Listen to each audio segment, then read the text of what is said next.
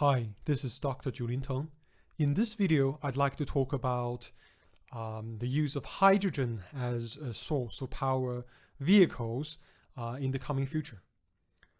This video is based on a blog post that I've just written today, and which in turn is based on my observations of the industry over the last few years. And obviously, I think most people who have been paying attention can agree with me that during the last decade, battery electric cars have become a really hot topic that has dominated the public discourse, have preoccupied automotive media, and are also influencing policy making. And this is for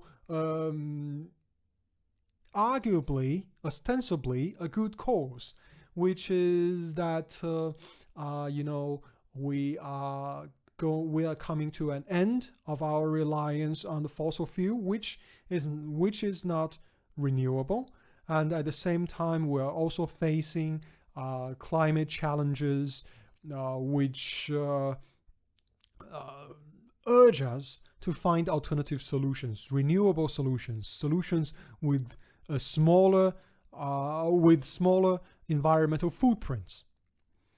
And it is in this context that I find it very puzzling why we are really crowding into this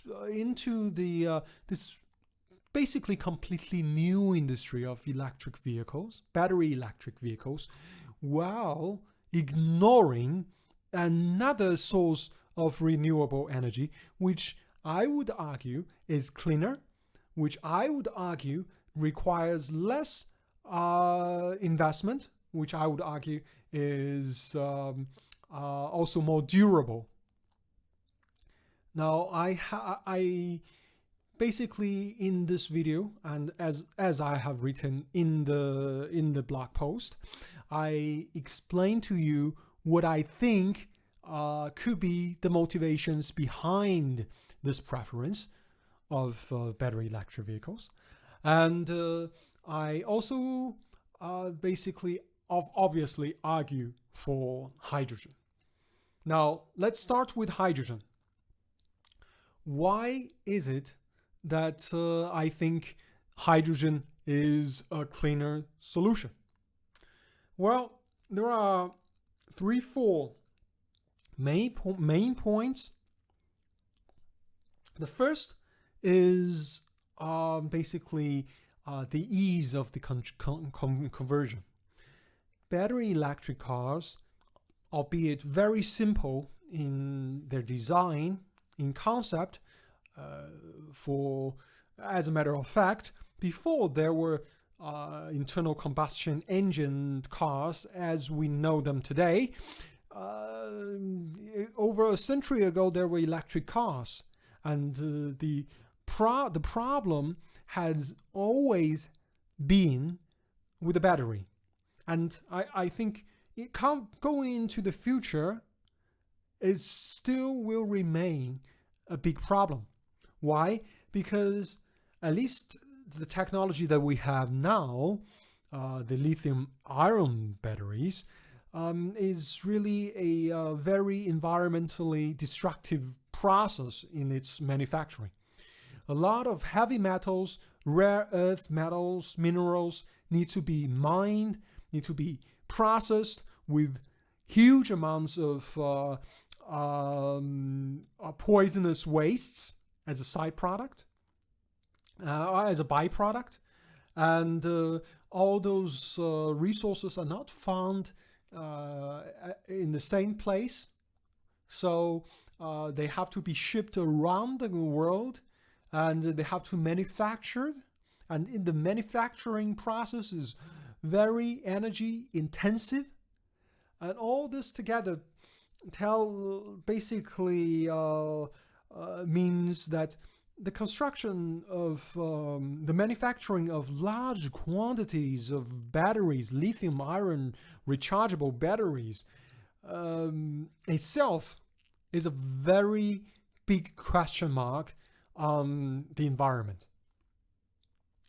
And at the same time, we must not ignore the fact that whereas climate change, carbon-driven climate change can actually be reversed with carbon capturing technology. Carbon dioxide is not something that will kill us. They don't kill us immediately. Only in very, very elevated levels do we really suffocate. But of course, there is not enough carbon to be burnt for us to get there. But at the same time, it is possible for us. In the meantime, it is possible for us to capture carbon, to fix them into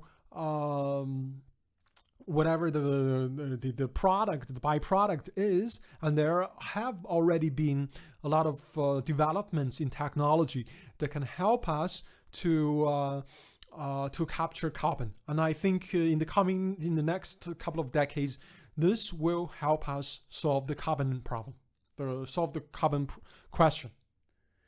But at the same time, with lithium-ion batteries, the heavy metals cannot be recycled. They're highly poisonous.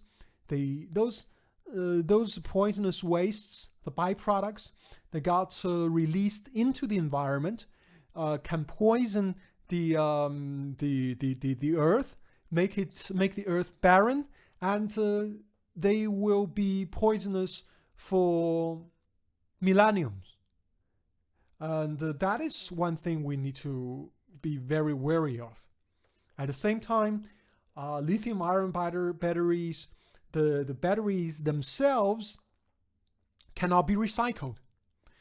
I'm not entirely sure about this point, but I think perhaps I'm quite confident in the next few decades we will not be able to recycle lithium-ion batteries.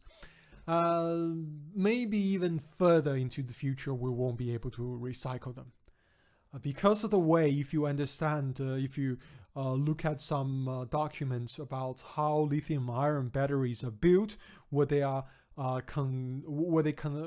they're constructed, it is very difficult to recycle them. It's very difficult to imagine them being able to be recycled. That is something that is going to be a big difference maker. On the other hand, with hydrogen, because we already have the technology to burn hydrogen, which is internal combustion engines. In fact, over 15 years ago, BMW made a hydrogen car, which was that car was not optimal. It didn't sell well, but it wasn't optimal because at the time fuel stations were highly unavailable, and as a result, they had to basically use a flex fuel system so that the engine was able to burn both hydrogen and gasoline.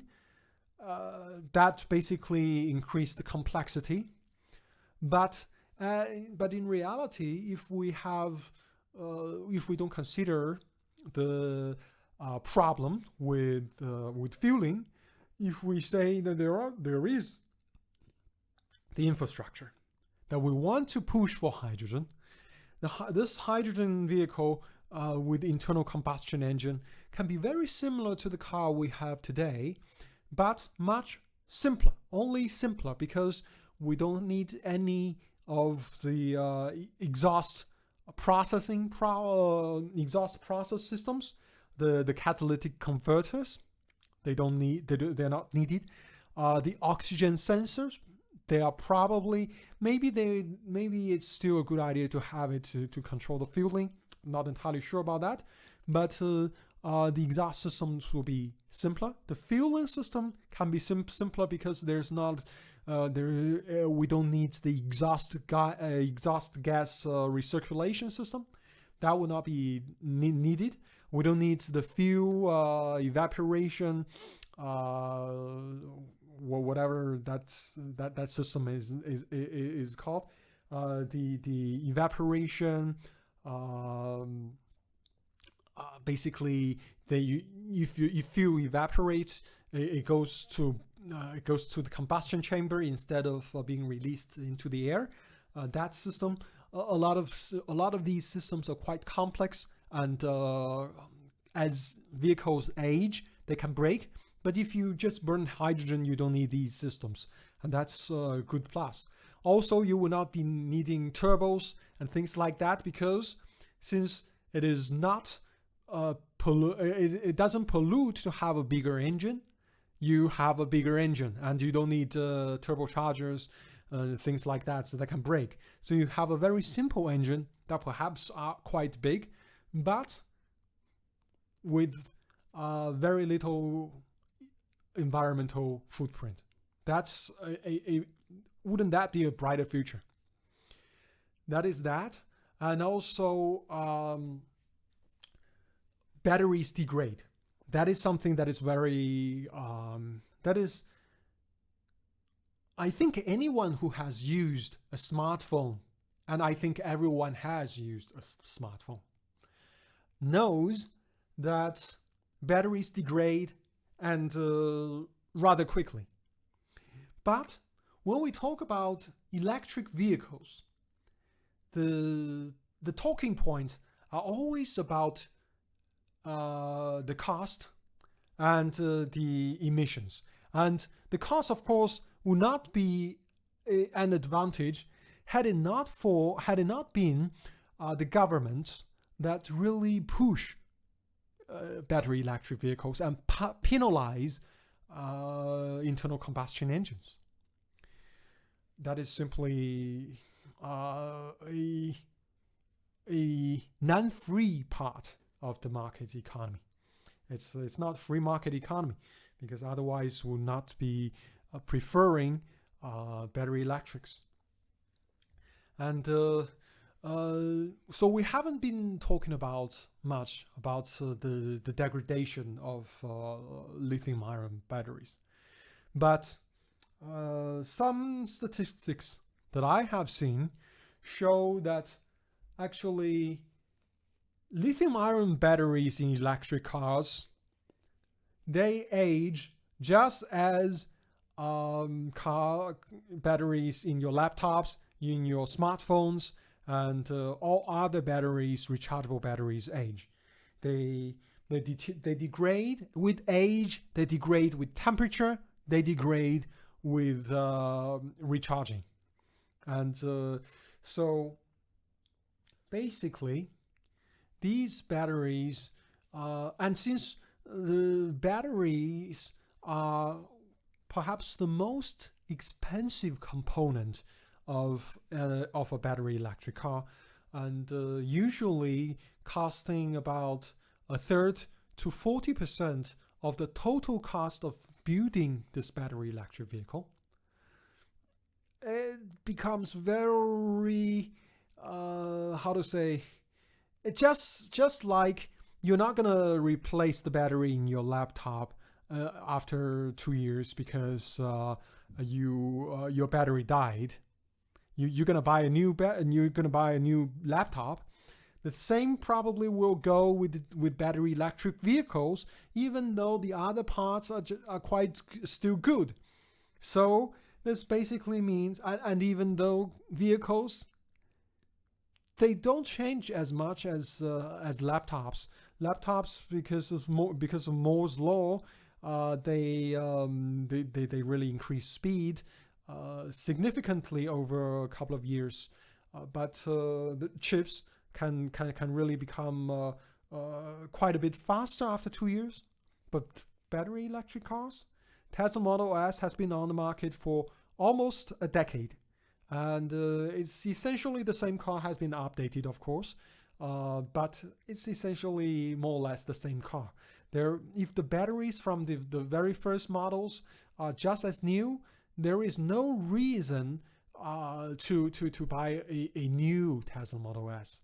But the batteries, they age, and that is a big problem. So all in all, these are a lot of the problems with battery electric cars. But hydrogen doesn't have these problems. As I mentioned earlier, that the vehicle can be simpler, right? They can be made more durable, and with much of the existing technologies.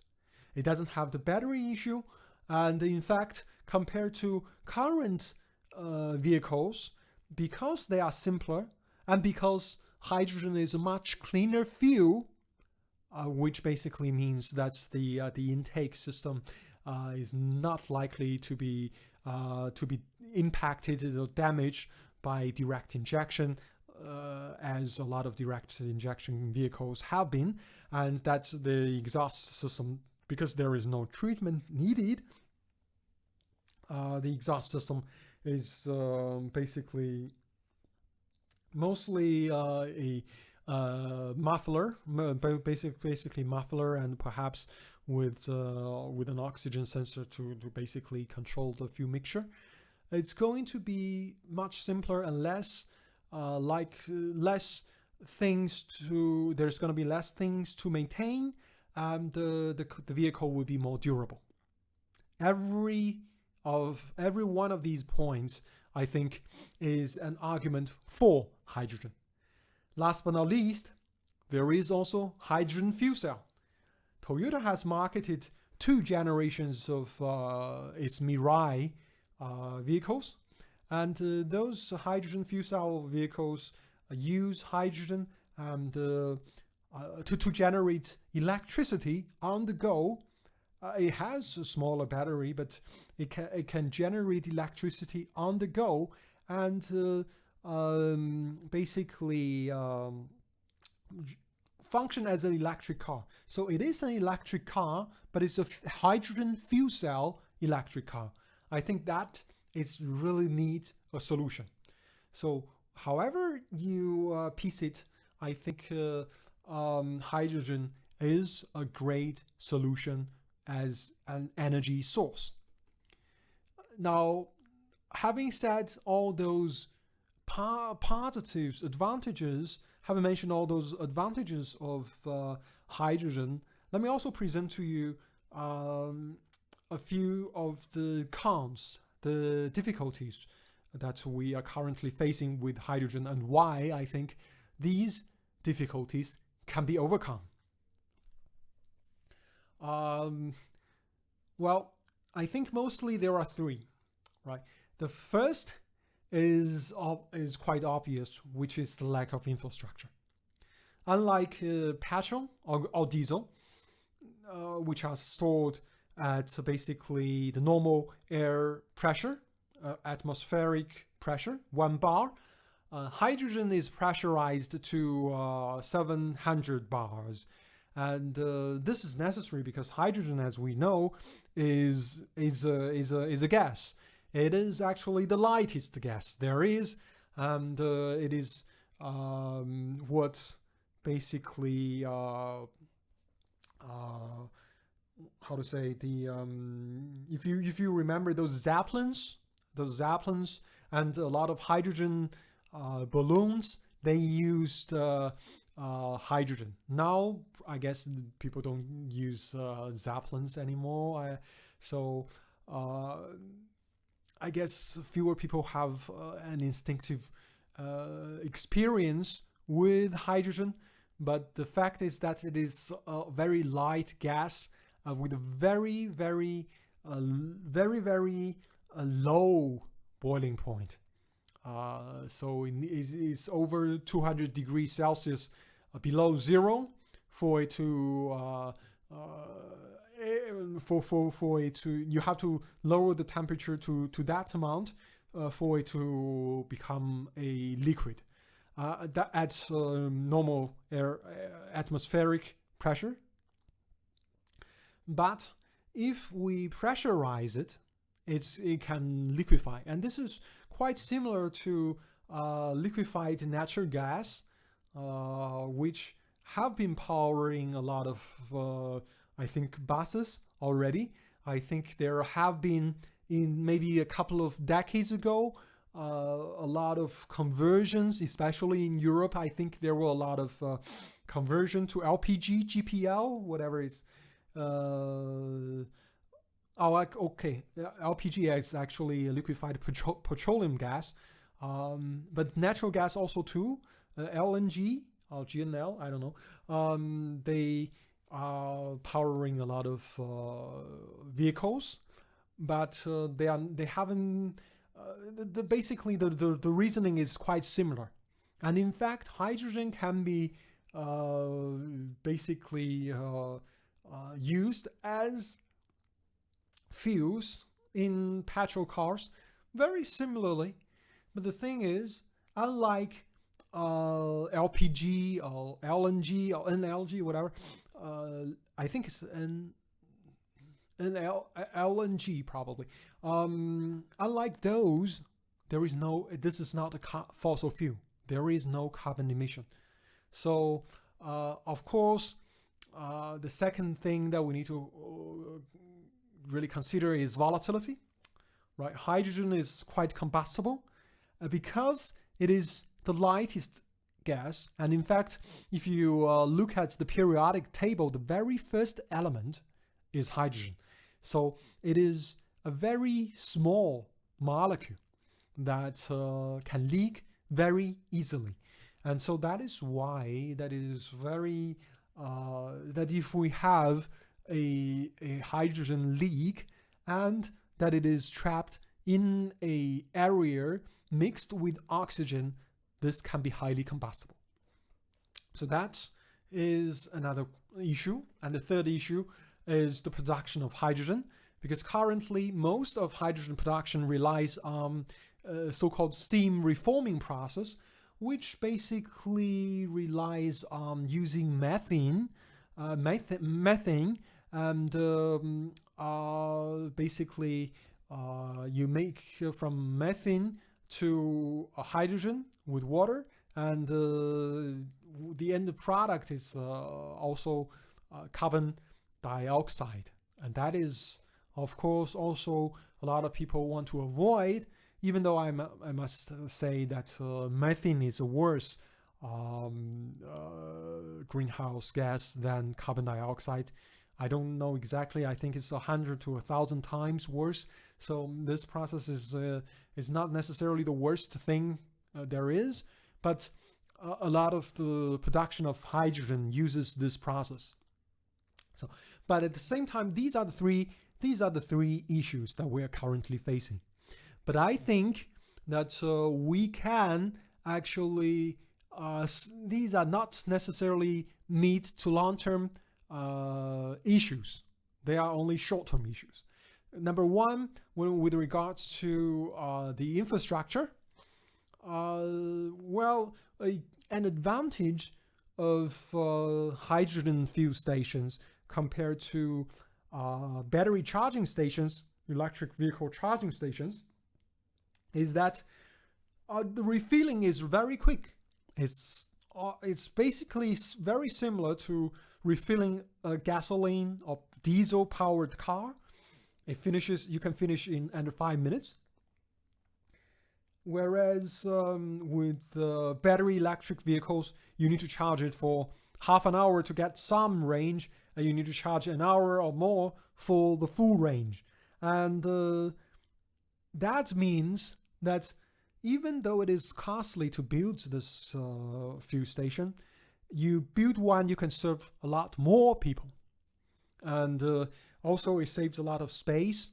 And I think, I'm not entirely certain that building hydrogen fuel stations are costlier than building electric vehicle charging stations, at least not when it is big. When you build, of course, a very small, if you add a small charging post at your home, of course, it's going to be smaller. It's going to be cheaper. But that's a different issue.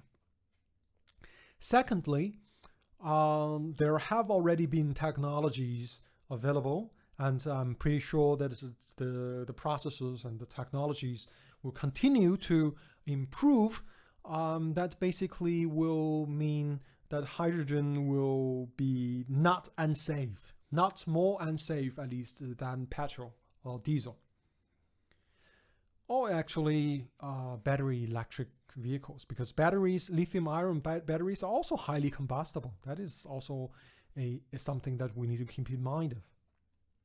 And thirdly,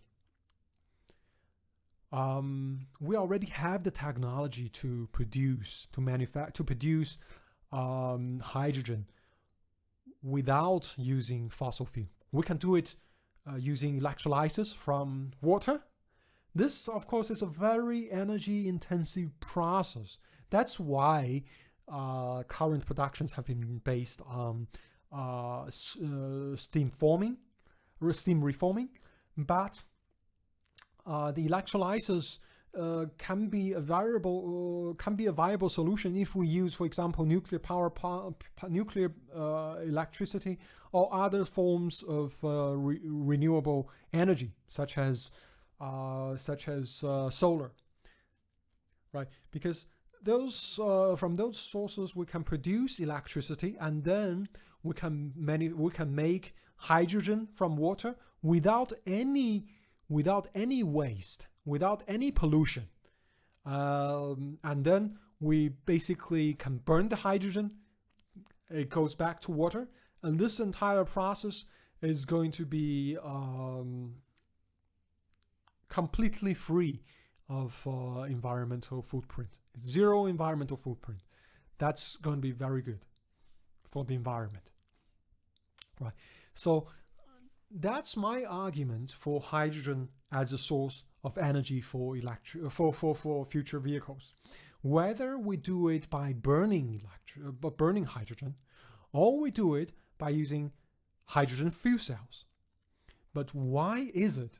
I must ask myself, I frequently do, why is it that things that from a scientific or technological point of view is feasible, is preferable? Why is it that they are not done? Well, if you ask yourself these questions, I think a lot of it has to be pointed to the system. And I think I call this the battery electric car conspiracy. And and by using the word conspiracy, I'm not saying that there is some conspiracy theory or someone is plotting or designing, someone conniving to control the narrative in order to make money. That's not what I'm saying. What I'm saying is that capitalism is driven by profit, and capitalism driven by profit looks at profit quarter by quarter, quarterly reports by quarterly reports. And this means that investments into future technologies, investment into future infrastructures tend to be overlooked in preference of quick solutions. At the same time, if it is possible to completely build something new with a lot of resources that's needed, it will be done because there will be a lot of opportunities. And this is also part of venture capital. If you look at the venture capital space, a lot of the new tech companies have not been profitable for 10 years, for over 10 years, but they are very popular. Why is that the case? Because people hang on the fact that a lot of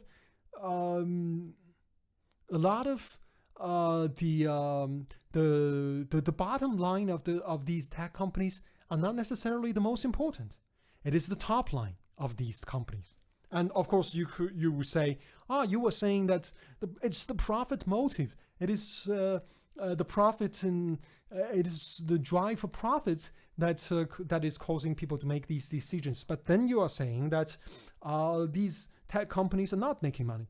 Well, what I'm saying is that the investors themselves, the VCs and the owners, the founders of the tech companies, they themselves make money. That is their profit. The profit of a company, that is a different thing, right? So that we need to delineate the incentive here, because really true to a capitalist system is profit for self and not profit for some bigger entity. And so what I'm saying here is that the system prefers a complex solution that can make a lot of rich people a lot of money. And that is battery electric cars. And when this system is as institutionalized as it is today, people will look at battery electric vehicles as the solution. Media will like to talk about it because people, big investors, have invested in these battery electric vehicles. They want to talk about battery electric cars, because people have been making a lot of money with these cars, and that's where people like to pay their attention. And of course, these days with social media, it's really aggravated, and people just echoing each other. There is rarely any creative or original thinking going on right now, and as a result, what we see is that capitalism just walks our society into battery electric car, even if it introduces another set of problems with the heavy metal with the heavy metal pollutions, with the issue with the recycling of lithium-ion batteries. All these issues are currently overlooked. They are ignored. Why? Because the system is a problem. But that is what it is today. That is what it is we have now. And capitalism is a very, how to say, I think this is quite clear, quite similar, I would say Karl Marx was right. Basically, capitalism is a very short-sighted system. It may work at different periods of time, but if you look at a longer time span, a lot of the decisions that are made are for short-term profits, and that is the price we pay for the system. And very interestingly, there are people who are arguing right now that capitalism is also a system that, as it develops, kills itself. And that will be a discussion for another day. Anyway, so thank you if you have watched the video to this point. Thank you very much, and I wish you a great day. Bye-bye.